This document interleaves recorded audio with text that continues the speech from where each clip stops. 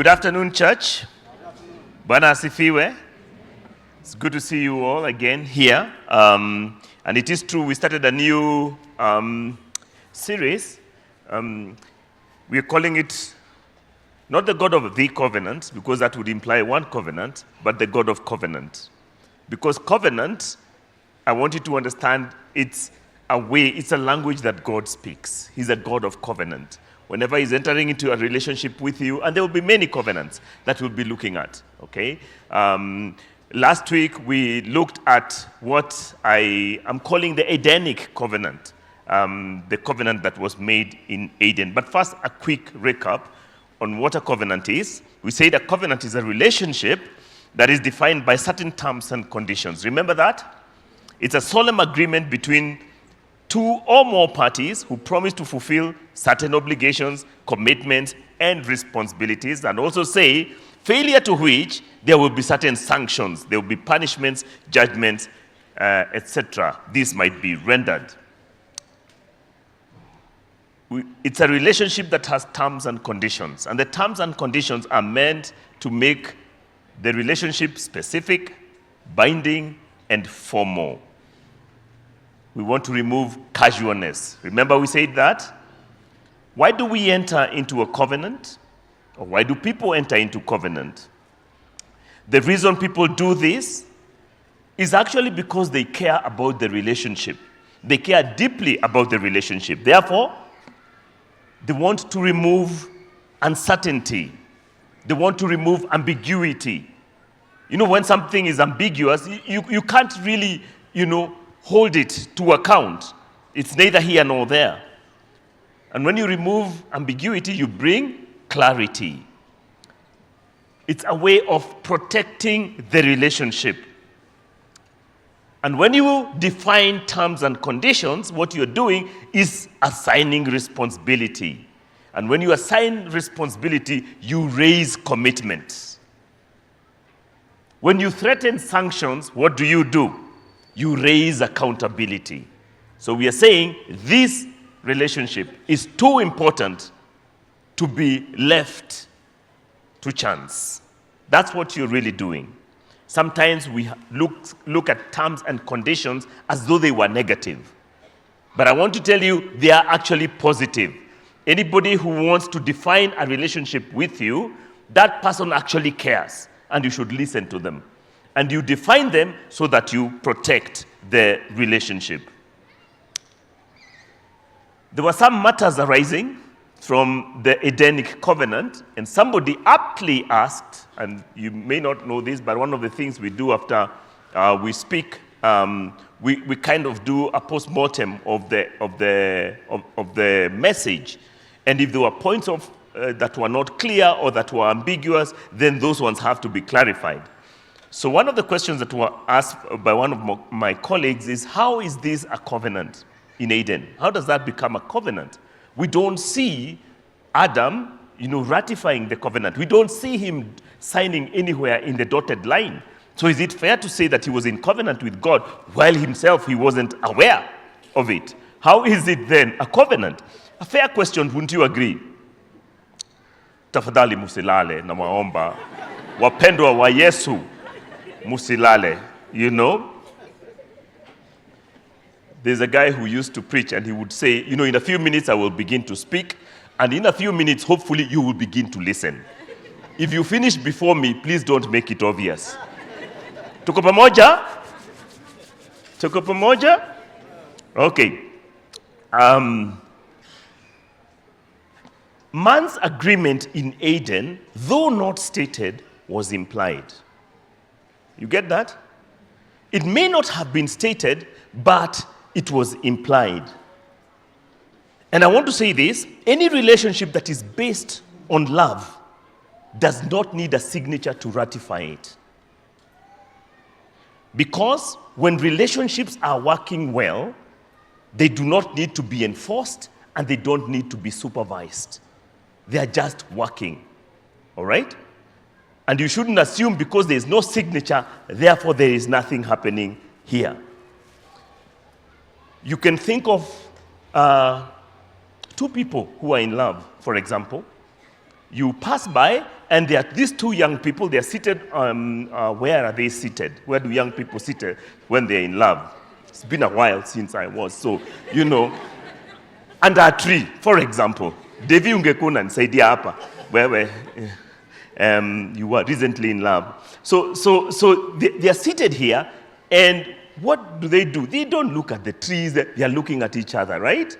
And their eyes, they are half moons. They are dreamy, they are glassy, they are just staring at each other. You can assume these people, you just pass there and then you say, there's something going on here. You know it. How do you know? You didn't read it anywhere.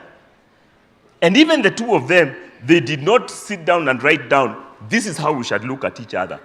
They don't do that. But these two are in love, right?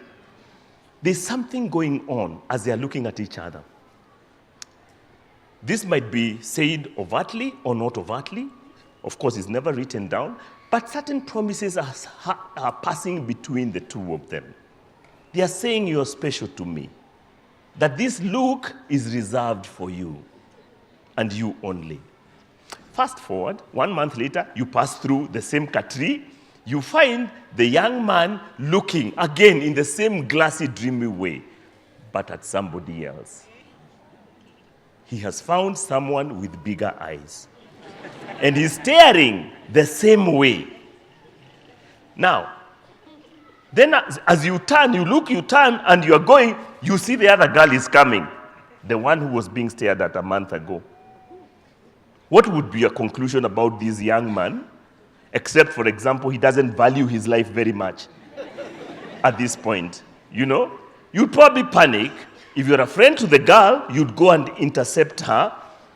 Let's pass this other route. You want to spare her the pain of what she must see. If you go and tell her very gently that actually, Tim is not what you think. I know you're in love with him, but he has somebody else. I have seen, and I'm sorry to break this news to you, because what I saw, I think he has already moved on. The condition of that young lady, afterwards, you might find her under a different tree, and she will be crying her heart out. How do we describe that condition? We call it heartbreak, right? Meaning something has broken. What is that has broken? There was a promise. It might not have been written, it might not have been spoken, but there was a promise that you are the only one that I will reserve this look for. And that this relationship is going somewhere. And in the event that it doesn't, I should be held responsible. So it was not written, but it was actually there. There was something in there that promised that they will relate to each other a certain way. There were promises that were made. They may not even have said, in the event that this doesn't happen, then such and such will happen. But if that young man attempts to approach that young lady again, what do you think will happen?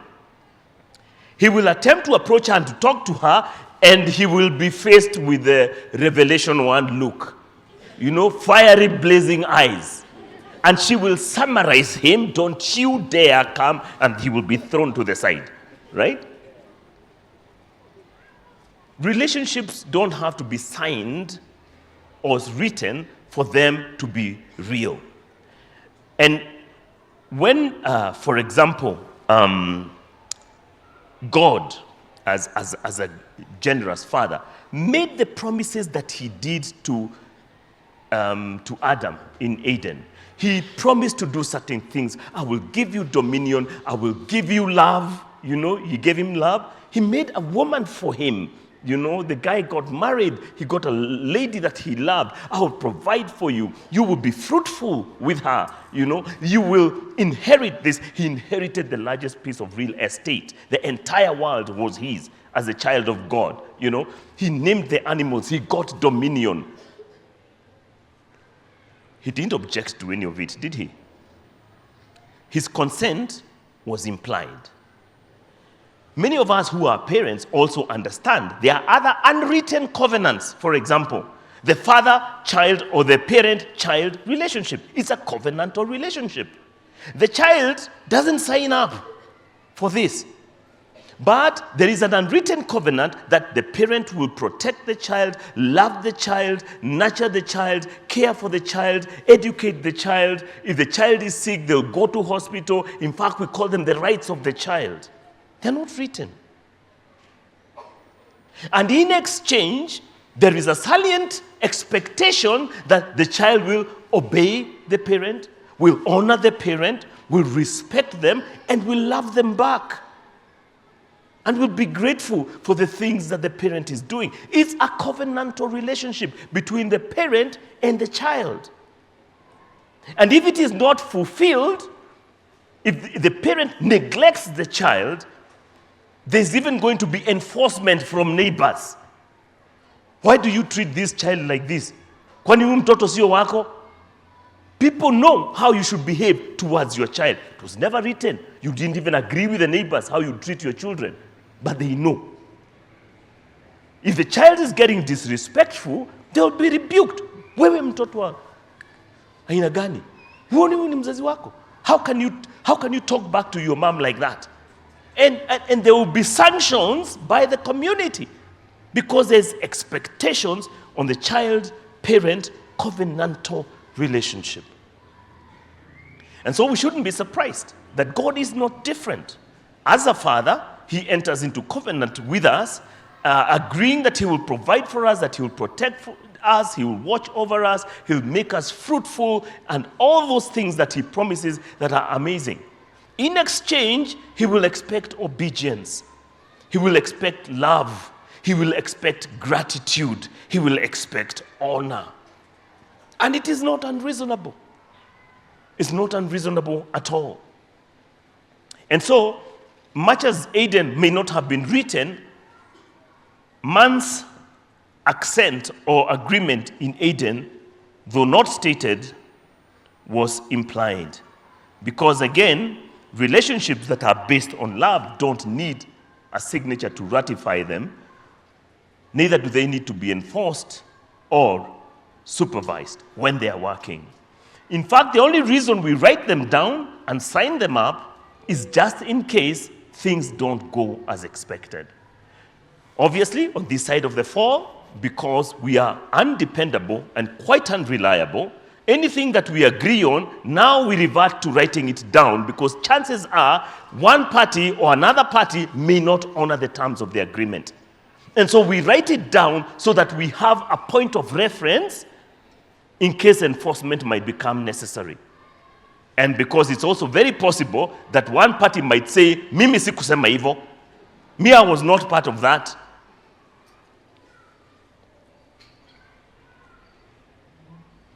I saw a man claiming that his wife was not his wife, that they just had children together. I told him you should have bothered to read the definition of marriage. Clearly he hadn't.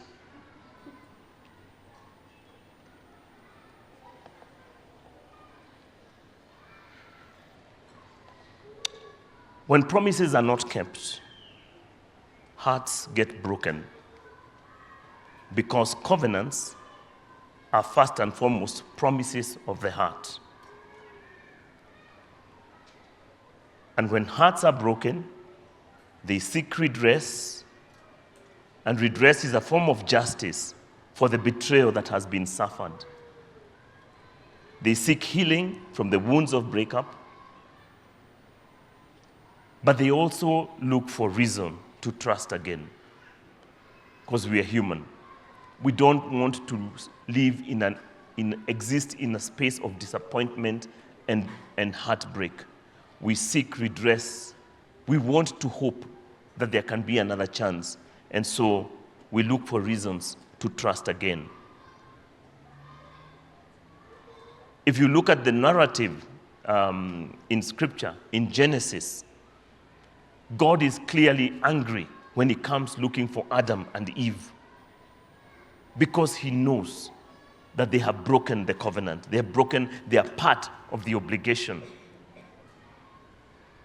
And when he comes looking for them, he can't find them. He feels betrayed, and he wants to know why Adam decided to break the promise, to betray the trust. So he says, Adam, where are you? The fact that he can't find Adam is peculiar, because formerly, like good children, every time that dad will come looking for them, they would run to him. There would be fellowship. There would be conversations, not unlike ourselves. Growing up, again, if you are left certain assignments by your parents and you felt that you have done rather well, the first thing when they come, you want to run to them and report to them just how marvelously you have done. However, should you have been given a very clear assignment which you went on to ignore, and as soon as they left, so did you went and played and did everything, and like children forget, until you heard the car coming and, whoa, dad is home. Apart from raising him so that you arrive home before the car, which is amazing, it's called going in the spirit of Elijah. You know how he went ahead of Elijah? Though Elijah was on horseback, Elijah found he had already arrived.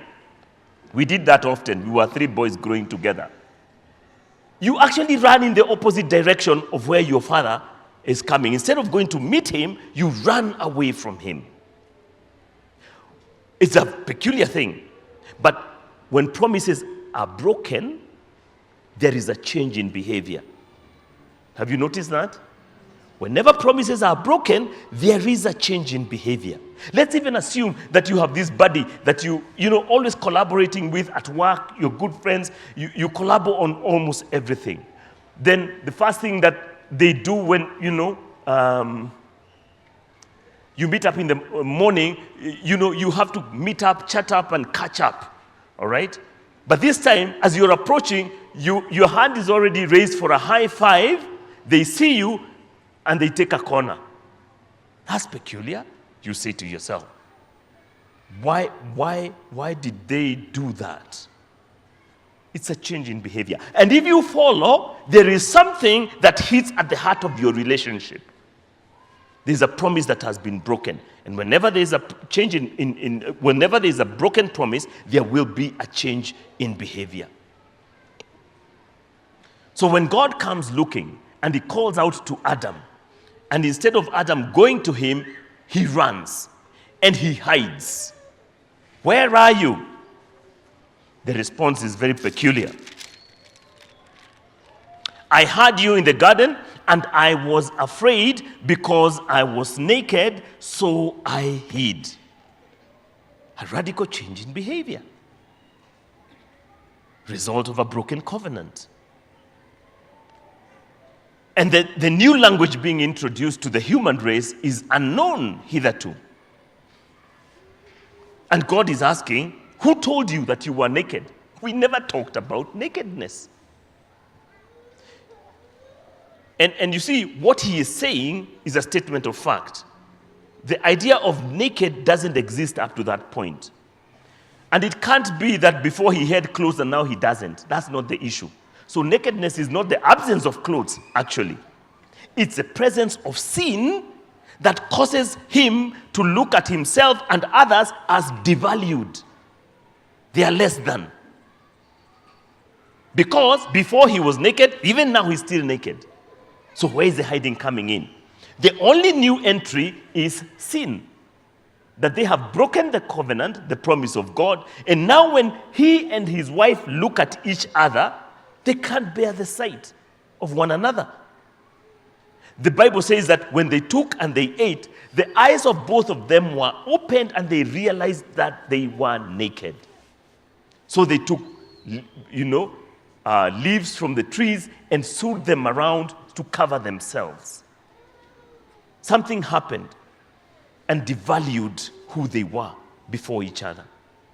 They're just the two of them, but they can't bear the sight of each other. They go into hiding, and they're hiding from each other. Now they're hiding from God. So the change in behavior is a peculiarity that happens with these two.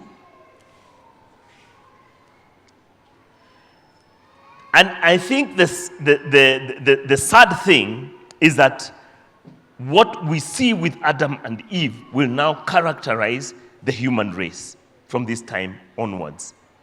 They do not know how comprehensive the fall will be. That everything that they touch or touches on them will somehow become devalued. And the cunningness, we were told that the serpent now was more cunning than any other creature that God had created. The cunningness of that creature comes in the fact that, we find him already in Eden, all right? And other scriptures will confirm that he was in the garden of God, in the serpent. So by the time Adam and Eve check in, he's already there. But he's not doing anything. He's not harming the animals. He's not harming the plants. In fact, it's like he's minding his own business. But he's waiting. Because he has no access to any of God's creation. But he will find an access. And the access that he finds, he waits for the man to be created, and then the man is given dominion and authority and rulership over everything that God has created. So Satan knows, if I want the creation, I just need to get the man. He is the password. Why? Because God is so trusting. He has bequeathed everything that he has created to the one who is his image bearer, the man. So if I get the man, I get the password, I have access to the world. I can do what I want with this world. And that's the whole idea. He's waiting on the flanks patiently until the man checks in. And he's looking at what were the weak points, what are the possible entry points. And then he begins this clever conversation, creating doubt, and Eve engages. And once she engages, he just needs her to break one simple rule that God has given her. Take of the tree that you were told you must not eat. Eat it, then give it to Adam. It's a done deal. It was a very, very simple thing for the enemy to do. God was sure man was not going to behave this way because he's supposed to be his image bearer. And he couldn't interfere because he had given him the freedom of his will to make his own decisions, because man was not created to be a robot. He was supposed to be like God, responding like God, doing the things that God would be doing. That's why he was given everything. Because man ruling is the same as God being there. God didn't have to show up as long as he has his man out there, the image bearer. But Satan knew, if I corrupt this one, I can frustrate God's plans. And I can take over the created order. Tragically, that's what happened. Heaven must have held its breath when that conversation was happening in Eden. And the question was, will Eve succumb? And she did. What about the man? Surely he will say no. No, he didn't. Eve also gave some of the fruit to the man who was with her, and he took and he ate. And the fall was comprehensive. Disaster struck. You can understand God's frustration then when he comes looking for the man. The one thing I told you not to do, this you have done. Again, many of us have theological questions and we ask, si angetua tu wako kamti hapo. Just uproot it like this and throw it there. Yeah? Again, think about what we talked about. Here is a landlord, he comes, finds you up, you're being beaten up by the elements, jua ni kali, kunanyesha sana, anakuambia, by the way, hey, this place is not very safe. You can't hang out here, all right? I've got a house, it's safe.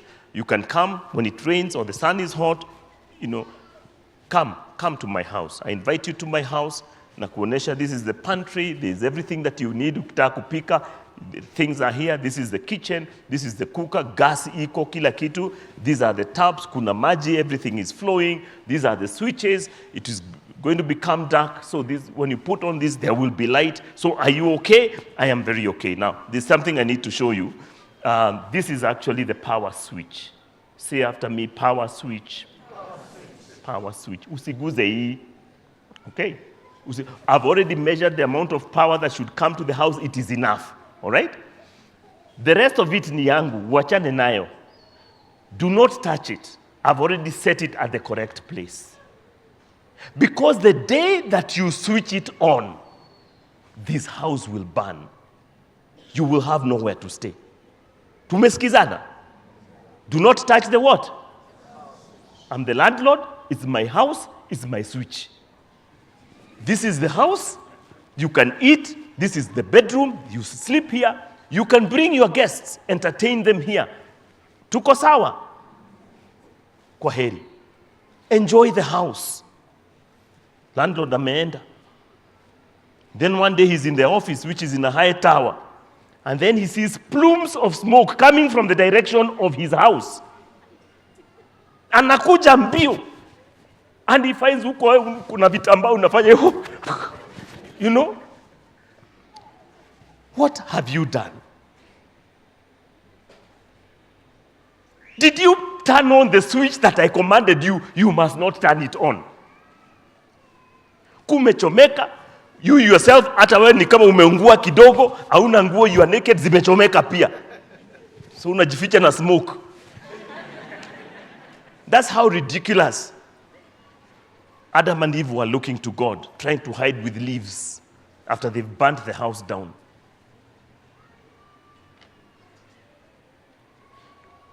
And then, in the following theological debates, and this is human tendency, I want to see how strongly we identify with Adam rather than God. Most of us are, why did he put the switch there? What business is it of yours? The switch is not yours. The house is not yours. You are just being given what? Accommodation. Mtu anakusaidia. Na sasa unauliza hiyo switch ilikuwa ya nini? Couldn't he build a house without a switch? The switch was there for a reason. It's for the use of the landlord. And he told you, do not put it on. The responsibility for what happened does not lie with God. It lies with humanity. And the decision that Adam and Eve made, they made it openly, knowingly, and intentionally. It's called rebellion against God. And humanity has been rebelling against God since then. Simple instructions we do not want to follow. The very opposite, that we want to do.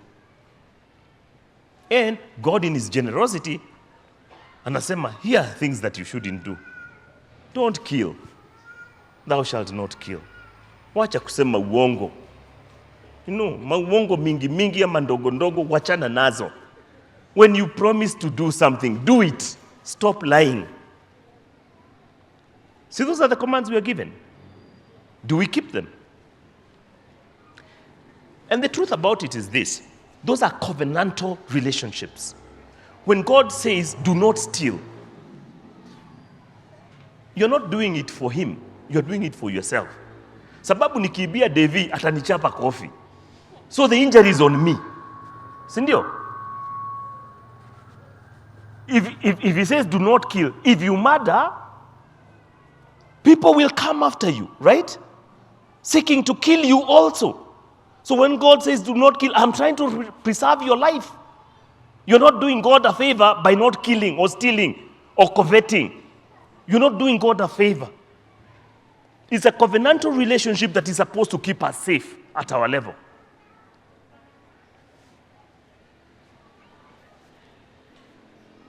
There are also those covenantal relationships that are directly about God. You will worship no other God except me. You may choose to worship other gods, but the consequences will be on you.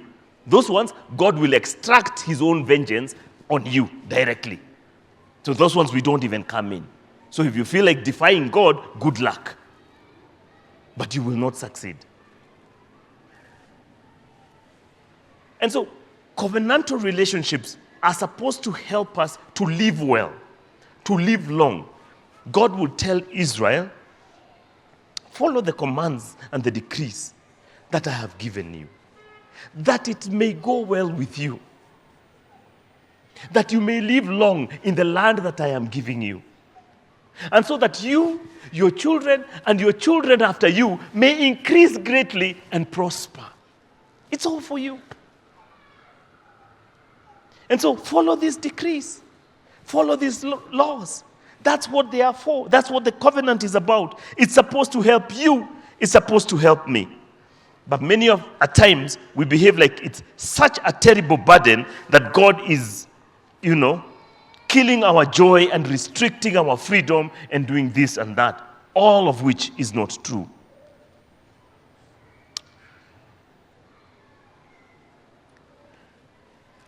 When Adam received Eve, he celebrated her greatly. When God saw that it is not good for the man to be alone, he decided, I'll create somebody for you, a beautiful girl. And he brings her to him. The man, unprovoked, just bursts into a beautiful, spontaneous poem that he sings to her. And in the Hebrew, it's written it's in very good, the stanzas are what I think is called alliteration, where there are rhymes at the end. This is now bone of my bones, flesh of my flesh. She shall be called woman, for she was taken out of man. So he takes very deep. This is like his oath, in front of God, because God is there. He's brought the girl, he's just created her. And so this is like what he's saying about this girl who has been brought to him. That she's bone of my bones, she's flesh of my flesh. I do not think there can be a higher level of ownership than that statement. Bone of my bones, flesh of my flesh. She's part of me. The Bible later on will instruct about marriage, that the way husbands ought to behave towards their wives, it says that no one ever hated his own body, but takes care of it and nurtures it and protects it. In the same way, husbands ought to love their wives like their own bodies. It cannot get deeper or more personal than that. And then he says, therefore, for this reason, a man will leave his father, he will leave his mother, and be united to his wife. The man always takes the initiative. Did you know that? It doesn't say the woman. We say the woman leaves her home. But the Bible, from God's perspective, a man shall leave. And it's a very strong metaphor. When Christ wanted a bride, who left? He left his place in glory. He left heaven. Akaenda kutafuta bibi. Sindio? That's what he did. Everything that he had, all his power, his glory, he left. And he came. And he sought. And he did what he needed to do. Paid the ultimate price for his bride. And then he went back to wait for the marriage feast of the Lamb to happen. The great consummation that will end all marriages. So the man shall leave his father and his mother and be united. It says for this reason. So the whole reason goes back to the infrastructure of creation. The reason God created the entire world. And when you look at now, that was from Ephesians chapter 5. It also gives the same analogy. A man ought to love his wife as Christ loves the church and died for her. To make her beautiful, without stain or blemish, and present her to himself as a radiant church. In the same way.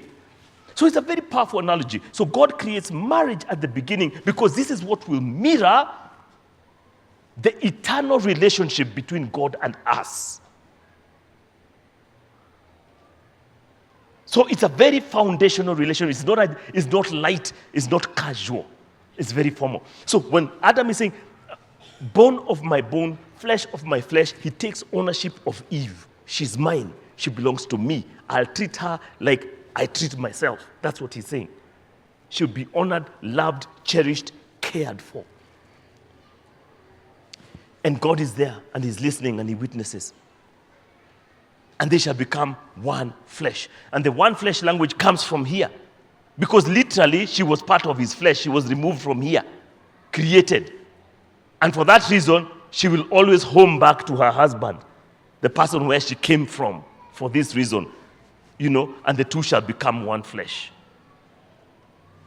So God takes that relationship very, very seriously. And he is 100% invested in every marriage that exists. 100% invested. Whether you acknowledged him when you did it or you did not, it doesn't matter. Marriage is his idea, the entire, and it mirrors him.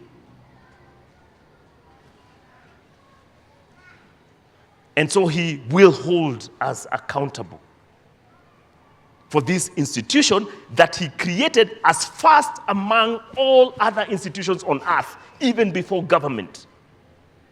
He created marriage because he knew it would mirror him. So when he takes this ownership, and then within a very short time, the two of them go do their thing, with, the serpent, and then they break the covenant. Immediately things start to look different. They start to look different in each other's eyes. They don't want to look at each other anymore. There's a sense of shame and embarrassment that has crept into their relationship. And then God comes and there's a sense of fear and hiding and wanting to run away from him because they know they are guilty of betrayal. So things have changed significantly. Immediately God asks the question, did you eat of the tree that I commanded you? You must not eat. His first instinct, deflection. He doesn't even take ownership. The woman you put here with me.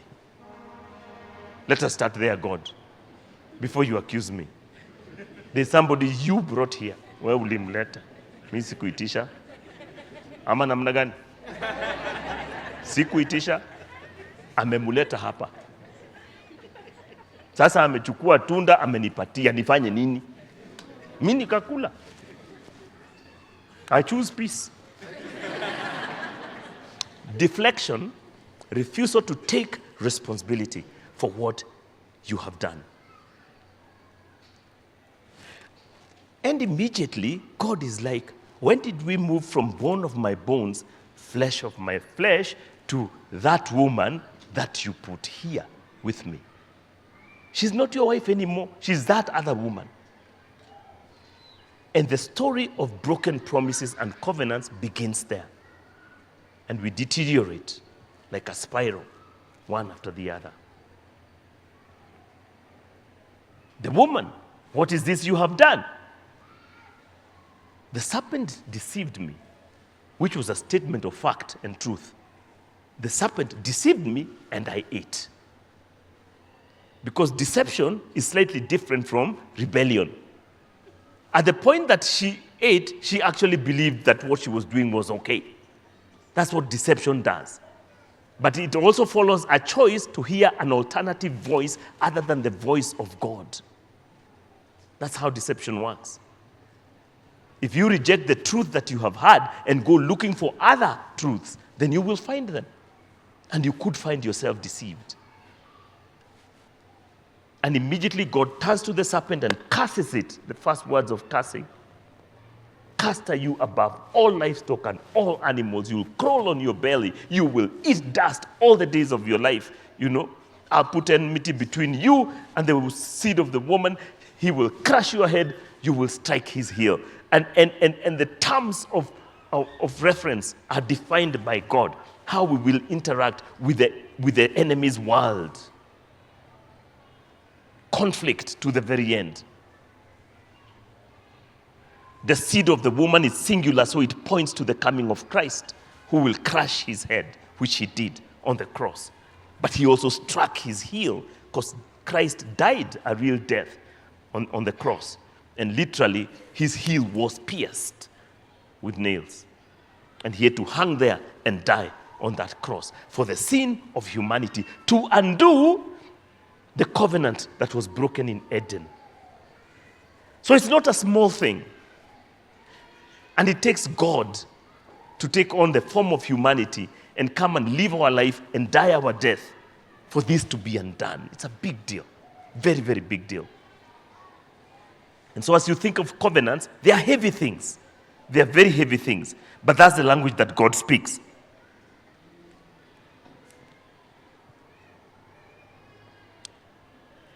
And as we think about the consequences of the breaking of the first covenant, the fear, the guilt, the shame, the blame that enter into the human psyche, and the actions that accompany those things, the running, the hiding, the embarrassment, the mutual accusation. God knows that we cannot build a relationship that is based on such slippery ground. And God wants our relationships that to be stable, to be predictable, to be joyful, and to be lasting. And He knows that only covenantal relationships can guarantee stability, security, and identity among humanity. And that's why He wants us to bring up children in stable marriages that honor Him, that honor each other, so that children have something that they can model from.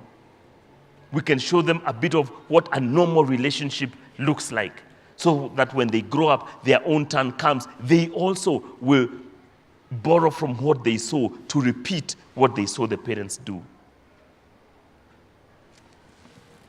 But the enemy is still in the business of messing up. And he knows you are in covenantal relationships with your children. And he knows that if he messes you, you will likely mess your children. And they too will become messed up in the future. So many kids don't even want to think about getting married because the models that they have seen in their parents are a horror movie. They said, if that's what marriage is, I'm never going to get married. That's a score for the enemy. Or when they get married, they repeat the same things that they saw. Conflict was solved through violence. So the only thing they know is violence. And they bring in somebody else's child and they subject them to violence. And these little ones are also watching. And they're saying, oh my God, what is this? And that's how the cycle is perpetuated. But if you understand how covenants work, that God has given you responsibilities that He expects you to carry out before Him, then you will be careful how you navigate your family. If you are the head of the family, you are the covenant keeper, then you will navigate and steward the gift of leadership in a responsible way, knowing that your actions will affect the next generation and the next and the next. And if God doesn't come to intervene, then that cycle could continue endlessly. But if you don't understand the language of covenant, then you are living each day for yourself, thinking that things will end with you. When you end, what you planted will continue. And if you planted blessing, then the blessings will continue. If you planted devastation and disaffection, then that continues in your lineage. Innocent children who are behaving in crazy ways and they have no idea why they're behaving like that. But you bequeathed on them a legacy of broken promises. And now all they are sowing and reaping in the future is devastation and disaffection. They do not see fruitfulness. They do not see prosperity. They do not see joy. But they see brokenness and pain and hurt. Because you agreed to become an agency of the enemy to pass on the seed of disaffection to your other generations.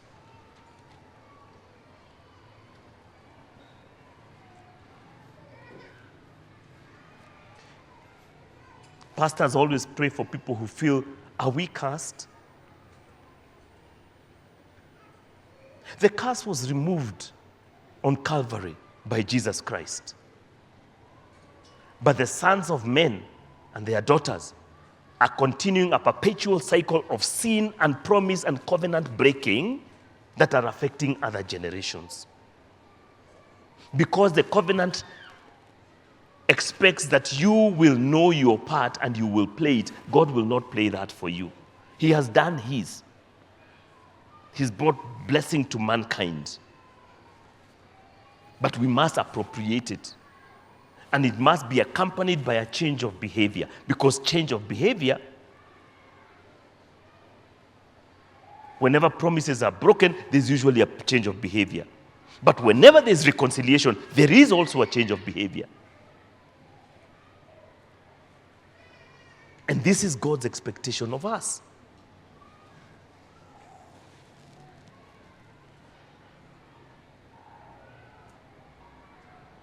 I don't know about you, but as you think about the different covenants, we've mentioned the parental covenant. You know, if you're lucky enough to have parents, for example, how is that relationship going between you and your parents? Is it well? If you have a father, do they close their eyes and bless the Lord for you? Thank God for my son, you know. He shows up for me. I'm older, he cares for me, you know. He thinks about some details. Now he knows I'm not very strong, but he shows up and he cares, takes care of stuff for me. I bless God for my son. How's your mom? Is she proud to have you as a daughter? Is she proud to have you as a son? And we know when they are proud what they do, right? They talk about you to everybody. Yeah, have I introduced you to this is my son? Even people who know you and who have known you for generations, they are so proud. They keep saying that this is my son, this is my daughter. And what you do, and what an amazing person you are. I pray that's how it is. I pray that is how it is. Because you know, God is a father. And he's a father whom we cause much pain because of our rebellion. And sometimes he gives us pictures of ourselves in each other. I pray that yours is not one of those whose hearts are filled with pain. Next week we'll look at a text here that talks about God looked at the people that he had created and his heart was filled with pain. And sometimes parents are like that. They look at their children and they are filled with pain. And they wonder, where is my son? Why doesn't he check on me? Surely he knows I brought him to this world. Surely he knows I'm in need and I care. Why won't he check up on me? Why won't he make a call and find out how I'm doing? And because we are pastors, we've been on the wrong side of the phone, hearing parents who are hospitalized, begging their children to call them, go and tell so-and-so that I'm not, tell him to call me. And they don't. They just don't care.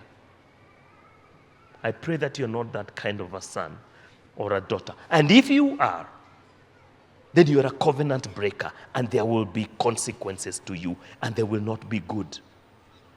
It's funny how those parents never really speak bad about their children, but you can see the pain that they are going through.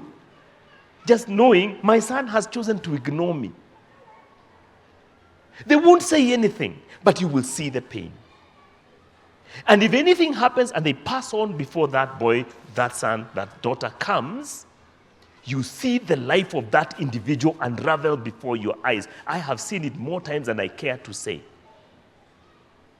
Because that's a covenantal relationship before God. Honor your father and your mother, that it may go well with you. And if you don't, it will not go well with you. And you could call pastors and bishops to pray for you, but we do not have more authority than your father or your mother. Your parents carry that honor before God. And if you squander it, too bad for you. It's a done deal. You will compromise your quality and longevity of life significantly on this earth. That I can tell you for free. And I have seen it. What about your children? How are they doing? If we were to have a 360-degree evaluation, Africans would never allow that, right? Where your children evaluate you. You know? What would your children say? Would they thank God that they have a dad like you? When they grow up, do they want to be just like daddy?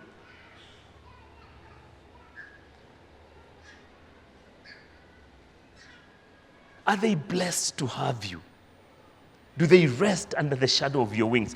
Because that's how God gives us that picture. When you check in home, do they feel covered, protected, loved, and cared for? Will they run to you? Or do they flee from you?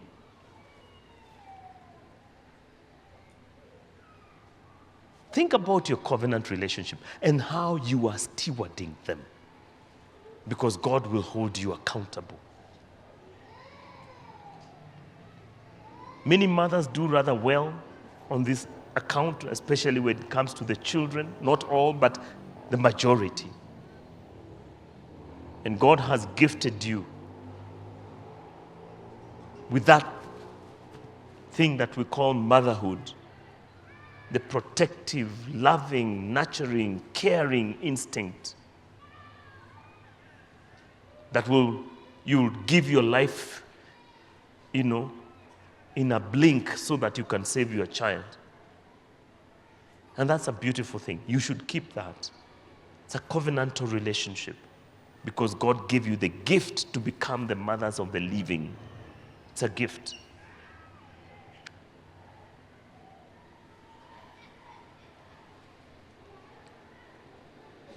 What about our spouses? How are we doing on that front? Another covenantal relationship that God watches closely and supervises very, very jealously.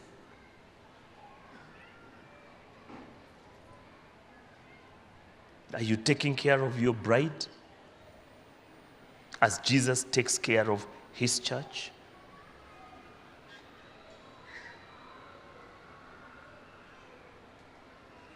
Do you love as God has loved you? Are you kind? Are you respectful? Are you encouraging? Are you her cheerleader? Because when it comes to marriage, apparently, we take the initiative as men, and the responsibility on how the marriage is stewarded is right on our door. You can see the apparent unfairness. Eve takes it, but when God comes looking, he comes looking for who? For Adam. He never said, Eve, where are you? In fact, he never mentions her. Adam, where are you? Have you eaten of the tree I commanded you not to eat? It was still his responsibility, not Eve's. Doesn't mean she doesn't receive the punishment and she doesn't suffer. She does. But the responsibility is squarely on Adam's feet. Because it's him who was to leave his father, his mother, be joined to his wife, the two will become one flesh. That act is initiated and navigated by Adam. So how is your marriage doing? And if God were to evaluate it, how would you fare? I pray that God will give us opportunity to reflect on these things. And if you're one of those who took somebody's daughter from the streets and made her your wife without regard of whether she has parents, so there was no honor, there was no permission, there was no even an acknowledgement. God wants you to be accountable. That's not a casual relationship. You don't take somebody and decide, you are now my wife.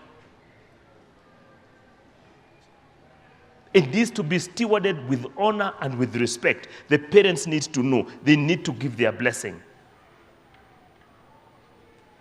And if you did that because you did not want to be accountable so that you would have an exit clause, God doesn't give exit clauses.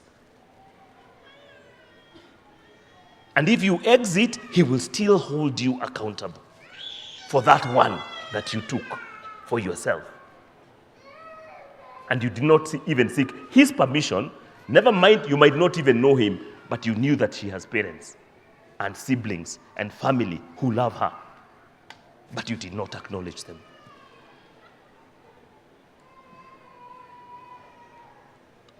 You must be accountable for the covenantal relationships that you enter into. You cannot want the benefits without the responsibility. Life does not work like that.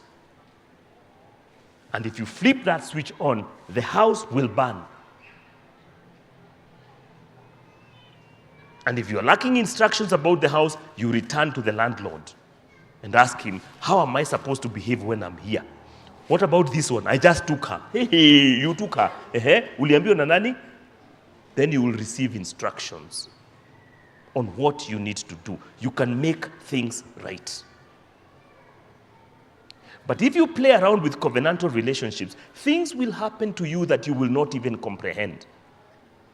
And you will go around telling people, mimi nakuanga na bahati mbaya. Sio bahati mbaya, ni tabia mbaya.